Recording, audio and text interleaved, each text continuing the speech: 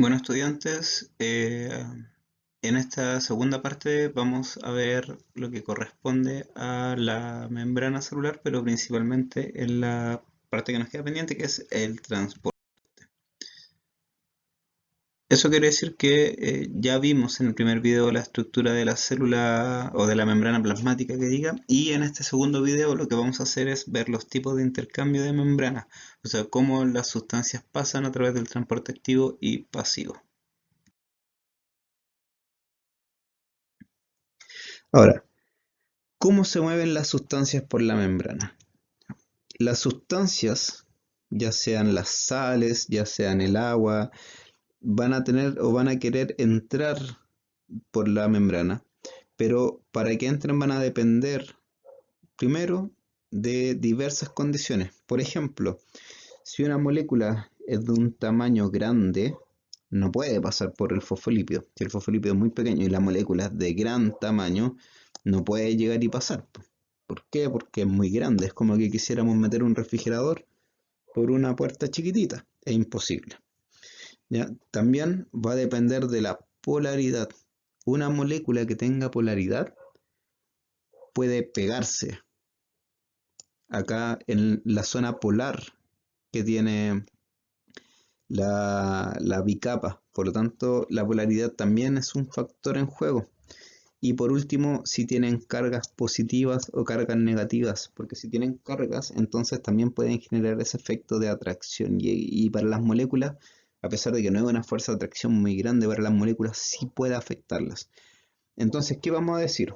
Que vamos a tener la condición de no permeable, o sea, que no permite el paso, o permeable, que sí permite el paso. Veamos cuáles son estas condiciones.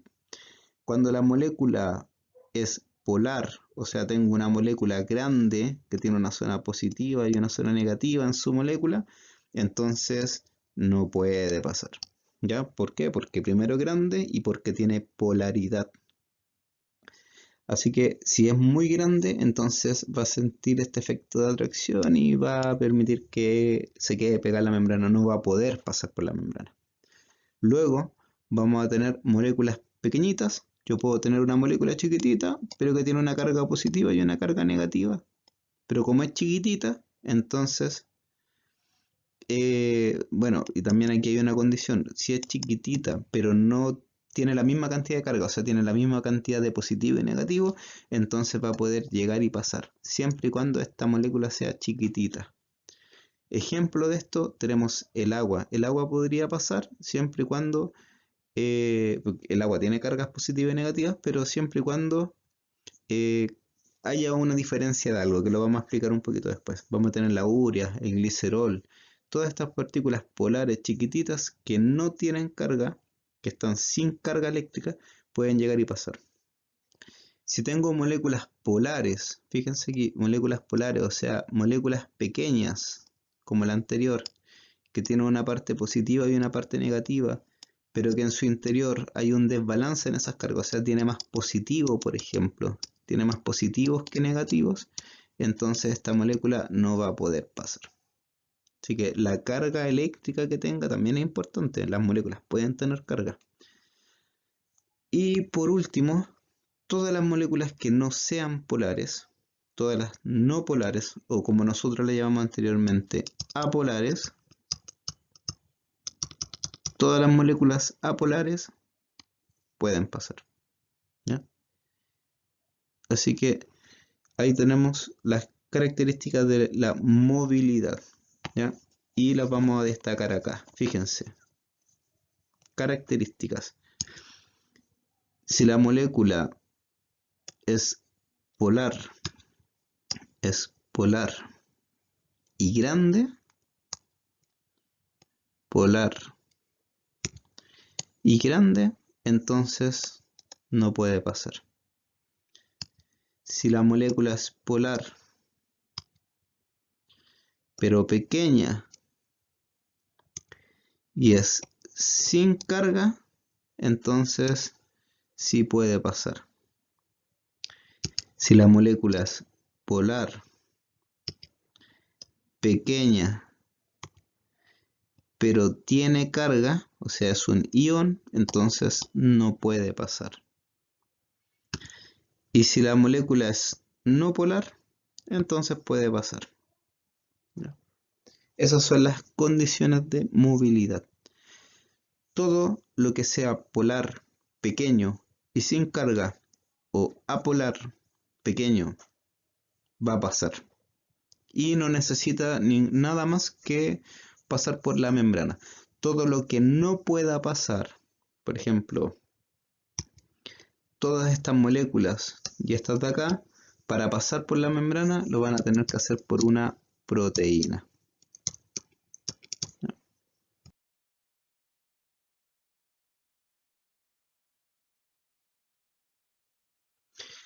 Ahora, ¿cuáles son los tipos de transporte de membrana? Ya que hay sustancias que pueden pasar y otras que no pueden pasar, yo voy a decir que voy a tener un transporte pasivo. Transporte pasivo, disculpen. El transporte pasivo va a corresponder al transporte en el cual, como dice aquí, no gasta energía. O sea, la molécula pasa sin un gasto energético. Mi cuerpo no tiene que gastar esa energía importante que es el ATP para poder mover estas sustancias. Ocurre, como dice acá también, en la bicapa lipídica. Todo el movimiento se da en la bicapa lipídica o también se puede dar en proteínas, que acá es lo que decíamos anteriormente, que las proteínas también permiten ese movimiento. Y esas proteínas nosotros las llamamos carriers o canales. Son proteínas que están abiertas y por las cuales las sustancias pueden movilizarse, ¿ya?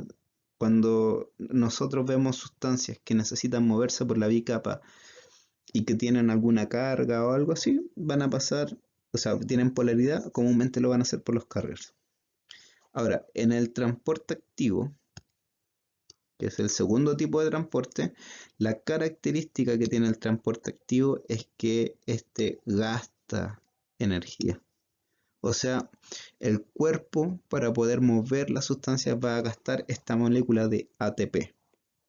Y para la movilidad, para el movimiento, se van a utilizar las proteínas. Sí o sí, en el transporte activo vamos a utilizar estas proteínas llamadas bombas, a diferencia de las proteínas del tipo pasivo, que eran carriers o canales. También existe otro tipo de transporte que gasta energía, pero que utiliza una gran porción de la membrana, que estos son parte del transporte en masa. ¿Ya? Pero dentro de los principales transportes vamos a tener el transporte pasivo, transporte activo. ¿Ya? Pasivo no gasta energía, utiliza la bicapa y proteínas llamadas carrier o canales. Y en el transporte activo tenemos que este gasta energía y utiliza proteínas que principalmente son las bombas. Y acá nosotros podemos ver en la imagen cómo se dan estos transportes, donde tengo el transporte pasivo, en donde las moléculas pasan por la membrana o por una proteína, y tengo el transporte activo en donde se gasta ATP. Cada vez que yo quiera mover las cosas voy a gastar ATP, esa molécula energética. En el transporte pasivo, nosotros vamos a tener entonces la difusión simple, en donde las sustancias se mueven por la bicapa de fosfolípido y esta no gasta energía. ¿Cómo se va a dar? Yo tengo la bicapa, que es la que está acá, tengo mi bicapa de fosfolípidos y principalmente el movimiento se va a dar por la diferencia de concentración que está en el exterior con el interior. O sea, esta diferencia va a hacer que las sustancias se muevan de donde hay más a donde hay menos concentración. Cuando pasa eso, nosotros lo vamos a llamar que se mueve a favor de gradiente.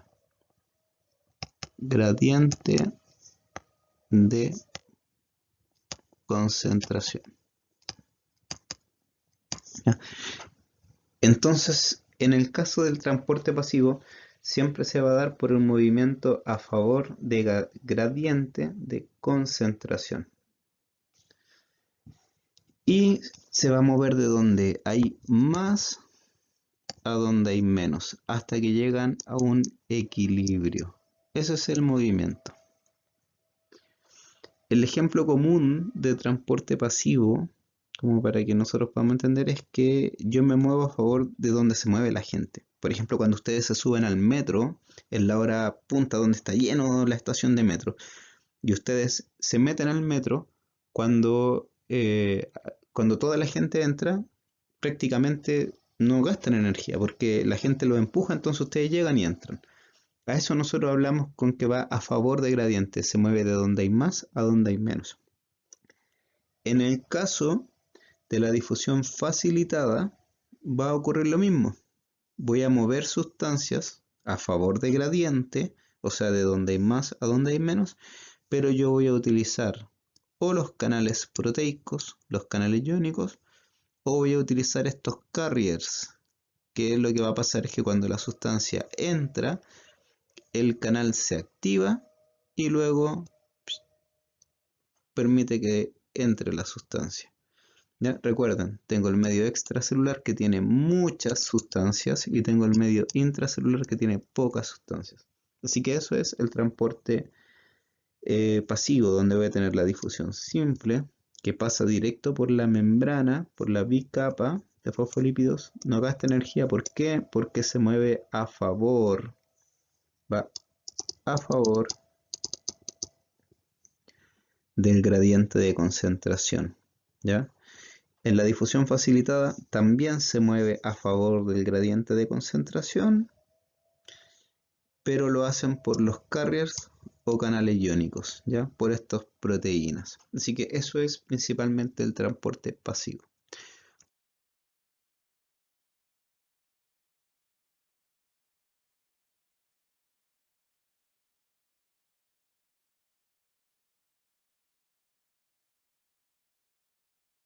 Otra forma del transporte pasivo, como mencionaba, es la osmosis. Esta es otra forma del transporte pasivo, osmosis. ¿Qué es la osmosis? La osmosis es principalmente el movimiento del agua que va a entrar o va a salir de la célula, ¿ya? Corresponde al movimiento de esta molécula, que es la molécula del agua. ¿Por dónde se mueve comúnmente el agua? El agua siempre se mueve principalmente por unas proteínas que se llaman aquaporinas. Esas son las proteínas por las cuales se mueven por medio de la membrana. Ya son entonces un tipo de transporte de difusión facilitada en la cual ellas pueden moverse constantemente. Y el movimiento del agua va a depender, como dice acá, del medio exterior de la célula. Comúnmente depende del medio exterior. ¿Por qué? Porque las sustancias que están en el medio interior de la célula no varía mucho. Lo que yo tengo dentro de mi cuerpo no cambia mucho. La concentración de sales o la concentración de proteínas podrían aumentar, pero en la célula no varía mucho. En cambio, cada vez que ustedes comen algo, cada vez que ustedes se alimentan, la concentración del exterior de lo que está aquí afuera cambia. Y eso va a hacer que ese cambio constante va a generar un medio distinto. Ahora, ¿por qué se mueve el agua? El agua se mueve por la diferencia de sales entre estos medios. O sea, el agua va a seguir a la sal. Como cuando ustedes toman una cucharita de sal y la acercan a un poquito al agua, y el agua, la sal como que chupa el agua, eso es lo que estamos hablando. El agua siempre se mueve hacia donde está la sal. Y vamos a tener tres medios exteriores de la célula. Vamos a tener el hipertónico. Hiper quiere decir que hay mucha concentración. Vamos a tener el medio isotónico, medio isotónico, y vamos a tener el medio hipotónico. Disculpen, en el isotónico hay la misma concentración de sales, o sea, lo que está afuera y lo que está dentro es lo mismo. Y en el hipotónico la cantidad de sal que está afuera es menor a la cantidad de sal que hay dentro.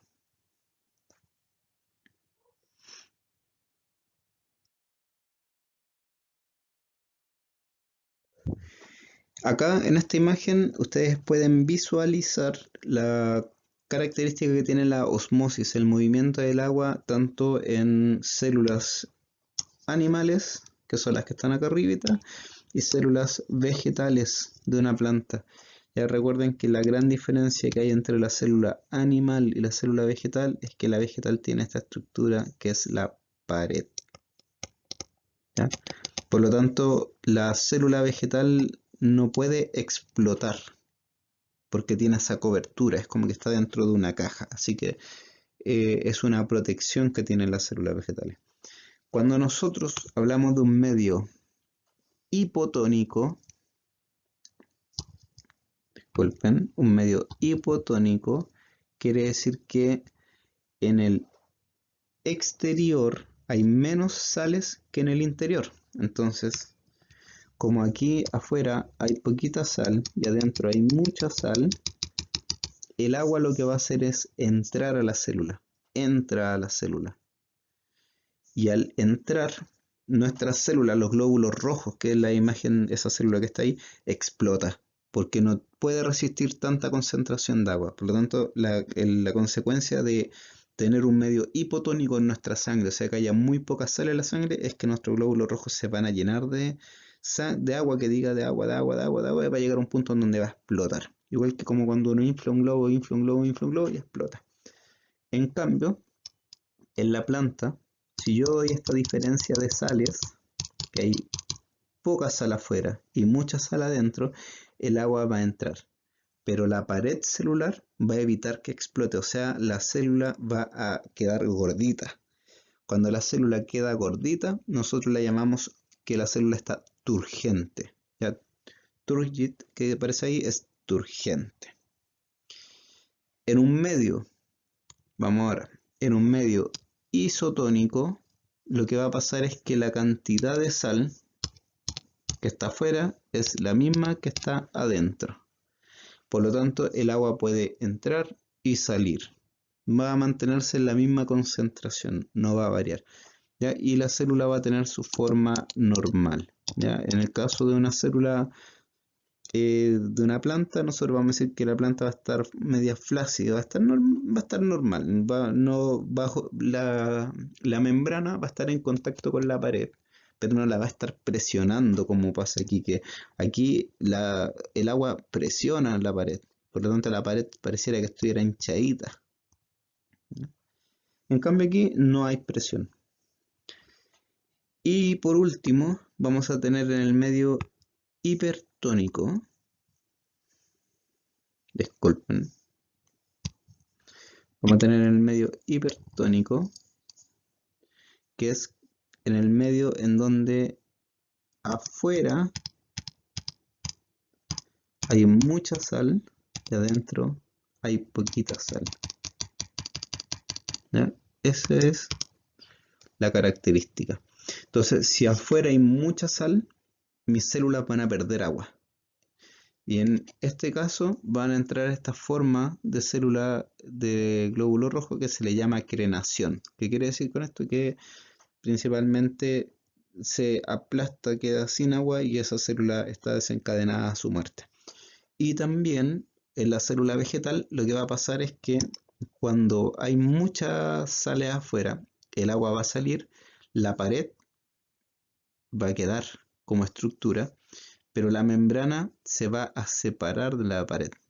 Eso es lo que va a pasar. Y estas células, como a ver si la plasmólisis, va a generar en el efecto de que yo voy a ver la célula vegetal cuadradita, pero la membrana va a estar separada de esa pared. Y esa célula también puede morir.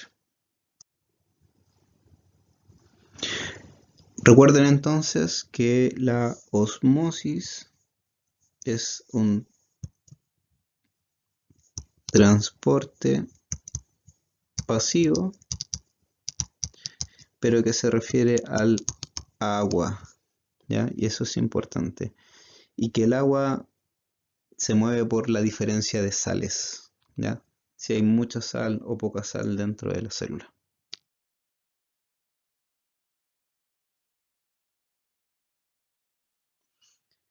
Vamos al segundo tipo de transporte, que es el transporte activo.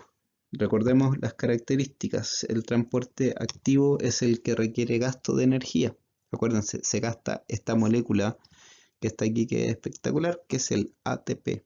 Y el ATP es la energía de nuestro cuerpo. Dentro del transporte activo existen dos tipos. Está el transporte primario, y en este se mueven dos sustancias gastando ATP, y esto ocurre en el sentido antiporte. Voy a cambiar ese color porque está muy oscuro. Ocurre en el sentido antiporte. ¿Qué quiere decir esto? Que se mueven en sentidos distintos. El ejemplo clásico de esto es la bomba sodio y potasio. Ustedes pueden visualizar aquí que en una primera instancia yo tengo el sodio que está en un lado de la membrana, y este sodio entra a la bomba de sodio y potasio.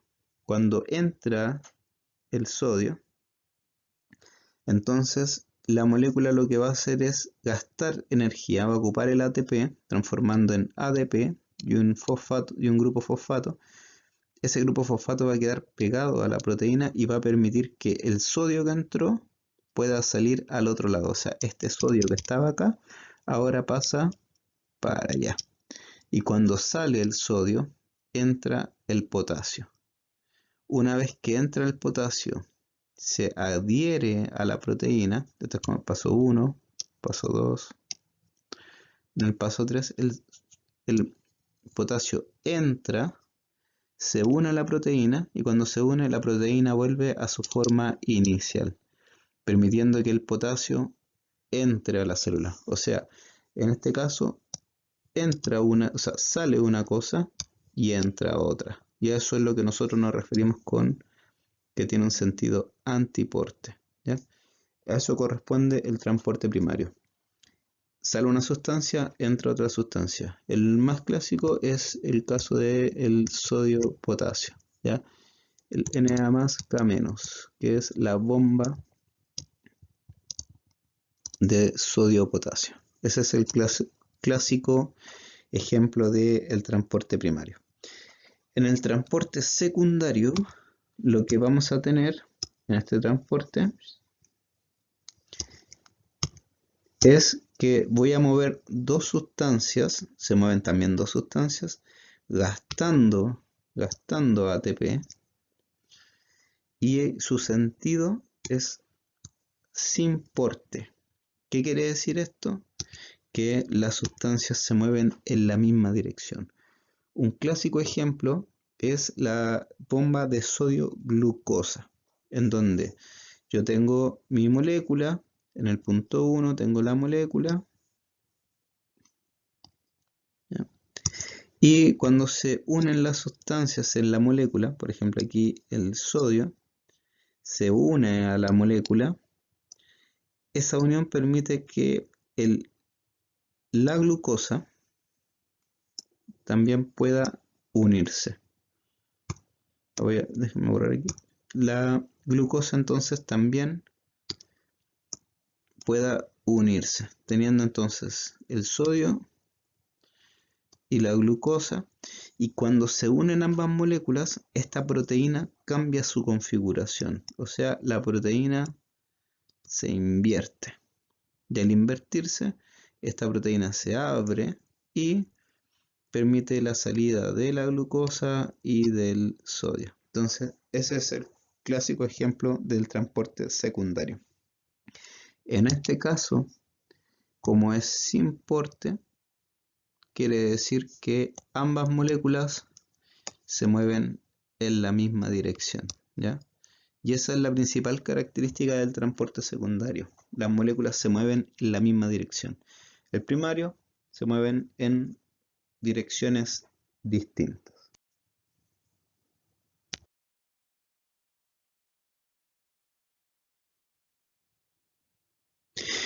El último tipo de transporte que nosotros vamos a ver es el transporte en masa. En el caso del transporte en masa, tenemos la movilidad de grandes cantidades de sustancias. Son sustancias de gran tamaño y esto requiere gasto de energía.